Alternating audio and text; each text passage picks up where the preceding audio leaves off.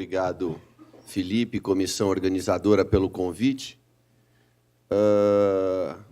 O Felipe pediu que eu conversasse com vocês hoje sobre um tema extremamente importante. Vocês vão entender ao longo da minha apresentação porque é um tema tão importante, que é como abordar o choque cardiogênico pós-infarto do miocárdio.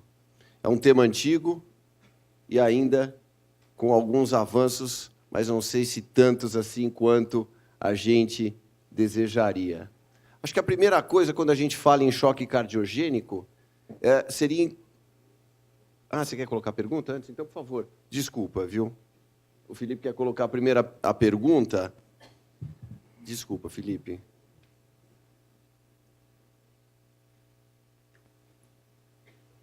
O Felipe pediu para colocar essa pergunta para vocês responderem, tá? Depois a gente vai dar uma nota para quem acertar e quem errar. Quem acertar sai, quem não acertar vai ficar aqui até amanhã. Então, a pergunta: qual a sua opinião sobre a abertura da artéria culpada na síndrome coronária aguda com supra do segmento ST? Ela deve ser feita apenas nas primeiras 12 horas, desde o início dos sintomas? Ela deve ser feita sempre até 48 horas do início dos sintomas? A abertura tardia, depois de 12 horas do início dos sintomas, depende da evolução clínica? Ou a artéria nunca deve ser aberta depois de 48 horas? Então, por enquanto, a predominância é que pode ser feita depois das 12 horas, a depender da evolução clínica das pessoas. Deve ser sempre feita até 48 horas a segunda opção e só nas primeiras 12 horas a terceira opção. Felipe, vamos precisar de muita cama aqui para o pessoal dormir à noite aqui. Então, vamos discutir aqui um pouquinho sobre o tema. Eu acho que... então, a primeira coisa, muitas vezes a gente fala em choque cardiogênico, e a gente se atrapalha um pouco em qual seria a definição, como classificar um paciente como choque cardiogênico. O mais importante, que muitas vezes a gente não vê as pessoas dizerem, é que o indivíduo, sendo um choque cardiogênico agudo, não sendo uma pessoa com disfunção ventricular crônica, o choque cardiogênico se caracteriza após infarto por uma pressão arterial sistólica abaixo de 90 milímetros de mercúrio por pelo menos 30 minutos. Aqueles pacientes que já têm uma disfunção ventricular crônica e já são cronicamente hipotensos, são pacientes que a gente deve obrigatoriamente observar sinais de hipoperfusão tecidual, como, por exemplo, a presença de oligúria, que é um sinal-chave, cianose, extremidades frias e, em casos extremos, rebaixamento do nível de consciência. Então, eu diria que essas são as duas características mais importantes, né? Desde que haja evidência de pressão de enchimento adequada. O que significa isso? Significa que não existe hipovolemia nesse paciente, ou seja, é um paciente que apresenta uma queda da pressão genuína e não secundária a uma deficiência, por exemplo, da volemia. Os indivíduos, nesse caso, eles costumam ter uma diferença arteriovenosa de oxigênio aumentada, com lactato sérico também aumentado, e como é muito comum o uso de catéteres de monitorização invasiva, ou seja, catéteres de Swan-Ganz, a gente hemodinamicamente pode caracterizá-los por um débito cardíaco abaixo de 2,2, com pressão capilar acima de 18 milímetros de mercúrio. Muito bem.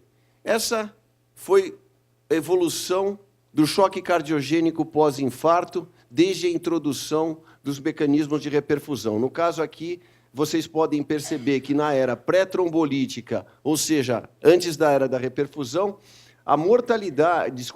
a incidência de choque cardiogênico, vamos dizer, dependendo da série, oscilava alguma coisa em torno de 10%. E que depois da era trombolítica, houve uma queda significativa para cerca de metade desses valores nos pacientes. Ou seja, desde que se instituiu a reperfusão miocárdica, o número de pacientes que evolui com choque cardiogênico pós-infarto, ele se reduziu à metade. Entretanto, apesar disso, a mortalidade, a complicação dos pacientes que apresentam choque cardiogênico pós-infarto continua a mesma, apesar de todos os avanços que foram observados ao longo dos últimos anos. Então, vocês percebam que antes ou depois da reperfusão, a mortalidade desses pacientes continua extremamente elevada, dependendo da série, obviamente. No caso aqui dos registros, ela oscila em torno de 70% a 80%, portanto caracterizando uma situação de extrema gravidade. Muito bem. Quando nós avaliamos o choque cardiogênico por tipo de infarto, nós vamos observar que os pacientes que têm infarto com supradesnível do segmento ST, como seria óbvio, já que a área de risco desses pacientes é maior, a incidência de choque cardiogênico nesses pacientes é maior, 7% aqui nessas séries. E no choque cardiogênico por infarto sem supra, 2,5% dos pacientes vão evoluir dessa forma. Importantíssimo é a gente entender que o choque cardiogênico pós-infarto, ele não é uma coisa habitualmente vista logo à admissão do paciente. Os pacientes que evoluem com choque cardiogênico pós-infarto ainda chegam normotensos ao pronto-socorro, o que nos abre uma série de perspectivas terapêuticas para esses pacientes. Curioso, vocês vejam aqui, o tempo para a instalação do choque cardiogênico é de 9,6 horas no infarto com supra e 76 horas no infarto sem supra. Por quê? Porque no infarto sem supra são habitualmente pacientes que já tinham lesões prévias e que agora têm um pequeno infarto. E o organismo consegue se equilibrar dentro daquela situação por um período de tempo. Então, é mais tardio que se instala o choque no infarto sem supra. Mas não é uma coisa que não exista. 2,5% dos pacientes vão apresentar choque.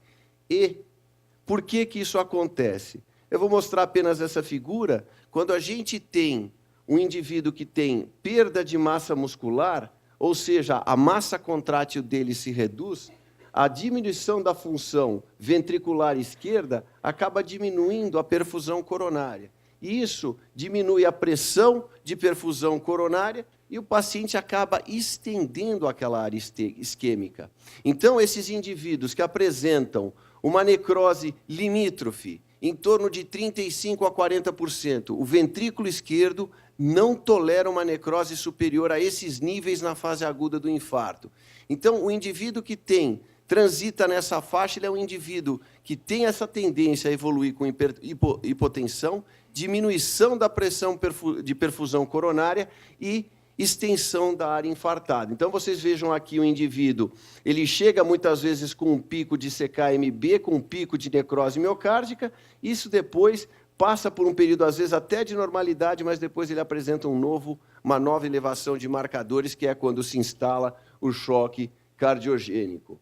E veja, apesar disso, apesar de ser mais frequente o choque cardiogênico no infarto com supra e se instalar mais rapidamente, a mortalidade nesse grupo de pacientes tende a ser menor do que no infarto sem supra. Então, quando a gente está diante de um infarto sem supra que desenvolve choque cardiogênico, provavelmente eu estou diante de um paciente ainda mais grave.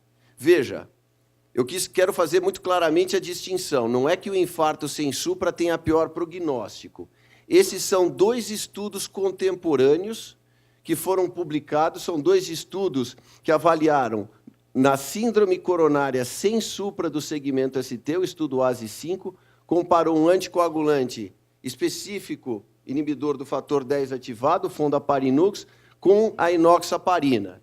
E ele foi feito em pacientes sem supradesnível no segmento ST no ASI-5 e com supradesnível no ASI-6.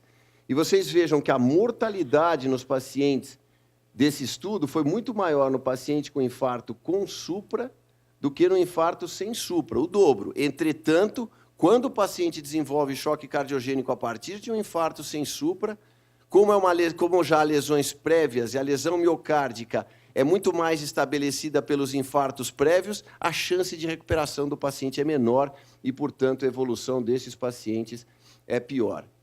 Então, apenas 10%, como eu dizia para vocês, dos pacientes que desenvolvem choque cardiogênico pós-infarto são admitidos com choque cardiogênico. 90% não é admitido com choque. Isso nos permite abordar esse paciente se eu achar que ele vai desenvolver choque de uma maneira mais agressiva. Eu preciso, portanto, ter critérios que me permitam estratificar o risco desse paciente e ver se esse é um paciente que tem um risco de desenvolver choque cardiogênico e, a partir daí, tomar medidas mais agressivas. Então, aqui, existem algumas características dos pacientes que desenvolvem choque cardiogênico. Idade avançada, infarto prévio, história de insuficiência cardíaca, infarto de parede anterior. E, mais importante, os scores de risco. Eu trago aqui um bastante conhecido, que é o score de risco TIMI, que absolutamente ninguém, ou quase ninguém, utiliza score de risco para infarto com supra, que é um grande erro. Por quê que ninguém utiliza? E a gente todo dia passa a visita e fala sobre isso. Porque o infarto com supra, quando o doente chega no hospital, todo mundo sabe que deve revascularizar o paciente. Então, é uma coisa quase que automática. Então, muitas vezes, as pessoas mandam o paciente para hemodinâmica ou tomam uma conduta sem saber qual é o doente que eles estão lidando. E, às vezes, isso é extremamente importante. Se eu pego um paciente acima de 75 anos, taquicárdico e com uma pressão abaixo de 6, esse paciente tem 27% de chance de morrer. É um risco extremamente elevado. Então, se o hemodinamicista chegar lá e disser para mim: ah, mas essa angioplastia é difícil, será que dá para fazer essa angioplastia? Tem outras artérias envolvidas? Você diz assim, ó, ele tem 27% de chance de morrer. Eu não sei o que você vai fazer para ele que possa impor um risco maior do que 27% de chance de óbito. Então, é importante que a gente faça a estratificação de risco para que a gente saiba como conduzir o caso do paciente para que a gente seja mais ou menos incisivo nas nossas decisões. Aqui não apareceu a figura, mas existe um score de risco, que é uma fórmula extremamente simples, matemática, não apareceu a figura, mas é uma forma que usa a frequência cardíaca, a idade e a pressão sistólica, a gente coloca nessa forma e a gente vê que, à medida que os números vão aumentando, na figura estava isso, a gente tem um aumento do risco de morte do paciente. Essa é uma maneira simples, objetiva, com dados que podem ser rapidamente obtidos do paciente. Se a gente tiver um catéter de Swan-Ganz, a gente pode observar que os pacientes que têm pressão capilar elevada, acima de 18, com índice cardíaco reduzido abaixo de 2,2, são pacientes que, pelo critérios de Forrester, eles têm um risco muito maior de apresentar morte. Ou seja, é mais um critério que a gente pode utilizar para verificar o risco do paciente e, portanto, a agressividade do tratamento. Muito bem, a gente fala em choque cardiogênico pós-infarto. Quais são os responsáveis por choque cardiogênico pós-infarto?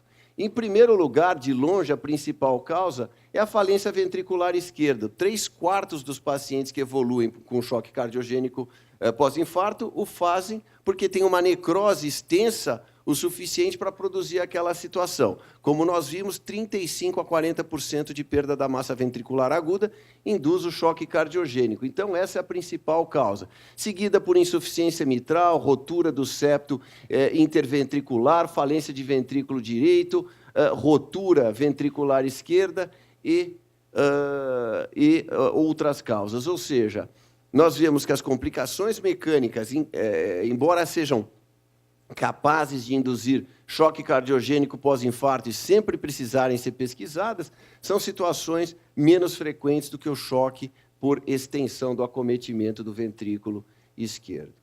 Muito bem, aqui existem uma série de medidas, eu não vou invadir, até porque a Filomena vai falar alguma coisa depois, a Silvia, desculpa, que está substituindo a Filomena, depois o Bacal vai falar sobre transplante, eu vou falar um pouquinho sobre o tema que me foi pedido, que é a reperfusão, revascularização. Antes de falar sobre isso, quais são as ideias por trás da revascularização? Diminuir o tamanho do infarto, todo mundo sabe, diminuir a expansão, a dilatação da câmara ventricular esquerda, prevenir a extensão do infarto e da isquemia subjacente, já falei, eventualmente a reperfusão de artéria circunjacente seja interessante, eu vou conversar um pouco sobre isso, e melhora da cicatrização da área infartada também é um dos motivos pelos quais se pode fazer a reperfusão desses pacientes. Ninguém pode perder de perspectiva, quando a gente fala em reperfusão dos pacientes, essa é uma figura clássica, essa figura foi feita pelo Dr. Bernard Gersh, que é um médico-chefe do Serviço de Cardiologia da Mayo Clinic, em Rochester, e ele avaliou a redução da mortalidade dos pacientes pelo tempo, desde o início dos sintomas até a terapia de reperfusão. Então, veja, o indivíduo vai realmente se beneficiar da terapia de reperfusão até alguma coisa entre 3 e 4 horas depois da reperfusão.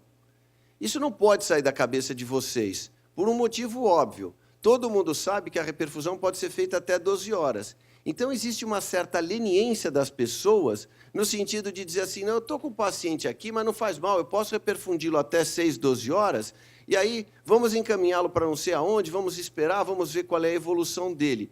Esse é o maior engano, porque depois de 3 a 4 horas, o benefício que a gente obtém da reperfusão, embora ela deva ser feita, é praticamente nulo. Então, é muito importante que a gente, ao lidar com um paciente com infarto do miocárdio, com supradesnível, principalmente um paciente com alto risco de desenvolvimento de choque cardiogênico, que a gente tome uma postura agressiva no sentido de reperfundi-lo da forma mais precoce.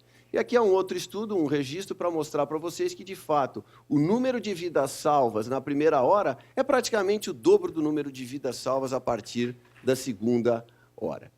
E a angioplastia tardia no choque cardiogênico? Existem uma série de estudos aqui, esses eram estudos ainda da década de 90, depois outros estudos que tentavam angioplastia, compararam a revascularização miocárdica, até que surgiu o estudo mais esperado de todos, no paciente mais tardio, que já extrapolou o período tradicional de revascularização miocárdica. O que eu faço com ele? Será que essa revascularização teria algum benefício no paciente com choque cardiogênico? O paciente que, como eu falei para vocês, chegou no hospital, você diz assim, não, esse paciente já tem 14 horas de evolução do choque, eu não vou fazer, do infarto, já é tardio, eu não vou fazer nada. O que eu faço com esse paciente? Será que existe algum benefício de reperfusão ainda mais tardia da artéria desse paciente? Então, eram pacientes que tinham choque cardiogênico, tá certo?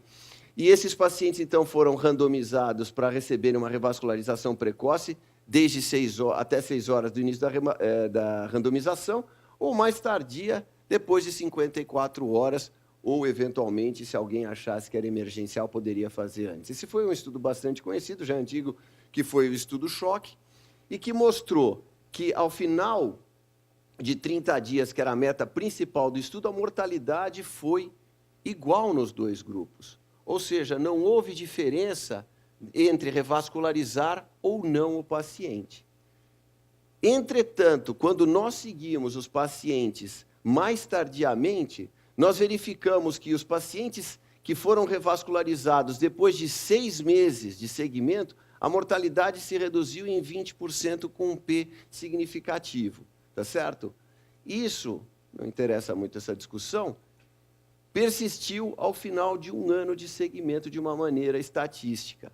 Veja, são condições que cursam com altíssima mortalidade. Você tem 46% de mortalidade num estudo randomizado, que procura selecionar os doentes com choque, graves, mas mais benignos. Ou seja, é uma condição extremamente grave. Você pode até nem se sentir muito tocado por essa redução aí de 15%, 20%, já que morre muita gente. Mas o NNT da revascularização realizada mais tardiamente no choque cardiogênico, ele é de aproximadamente 9 pacientes, ou seja, para cada 100 pacientes que eu trato, para cada 9 pacientes que eu trato, eu salvo uma vida, ou seja, é um NNT extremamente favorável à reperfusão miocárdica precoce desses pacientes. Isso já tinha sido mostrado em alguns outros estudos. Eu só trago aqui por curiosidade, não foi uma novidade, mas essa é uma subanálise do GUST 1, estudo já antigo, mostrando também que os pacientes que fizeram revascularização no choque cardiogênico se beneficiaram amplamente dessa revascularização. Alguma coisa a mais que eu possa fazer por esses pacientes, revascularização de outras artérias? Esse é um estudo que foi mostrado no passado no Congresso Europeu de Cardiologia, o estudo Culprit, em que a gente sabe que 30% a 40% dos pacientes que chegam na hemodinâmica com infarto, com supradesnível do segmento ST, têm acometimento de outras artérias, acometimento grave e passível de tratamento. Será que valeria a pena eu tratar, além da artéria culpada, outras artérias não culpadas? Esse é um dos temas, acho que, mais em ebulição na cardiologia atualmente, que é a múltipla revascularização nos pacientes com infarto com supra. E o que esse estudo? Então, os pacientes eles faziam angioplastia da artéria culpada e depois eram randomizados para tratar artéria culpada ou revascularização completa. Ele excluiu pacientes em choque cardiogênico. E o que aconteceu?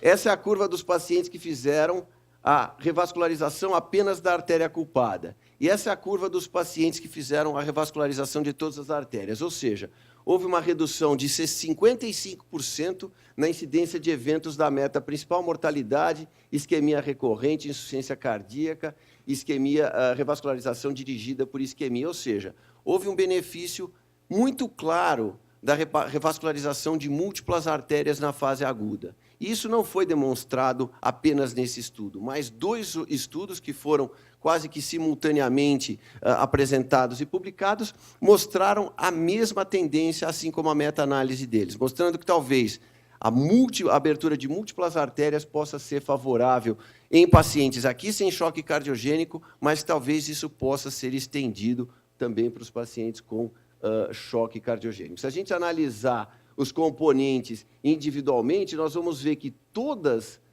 os componentes têm um desfecho favorável. Além do global, existe a mortalidade global, que teve uma tendência favorável, o desenvolvimento de insuficiência cardíaca. Veja, a gente não espera que esses P sejam significativos. Às vezes eu ouço o pessoal dizer, não, mas o P não é significativo.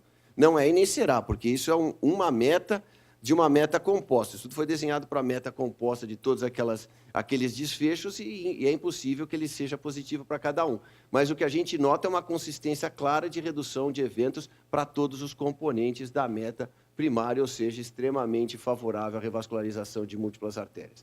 E a última coisa que eu vou mostrar para vocês é o estudo OUT, que foi um estudo dentro de um contexto diferente, um pouquinho diferente, porque não incluía também pacientes com choque cardiogênico. Esse foi um estudo que procurou avaliar pacientes que chegavam, tiveram um infarto, ele tinha uma artéria ocluída há mais do que 48 horas, eles faziam a cintilografia e eles iam ver se valia a pena revascularizar uma artéria que não tinha viabilidade tardiamente depois de um infarto do miocárdio. E o que o estudo OUT mostrou foi que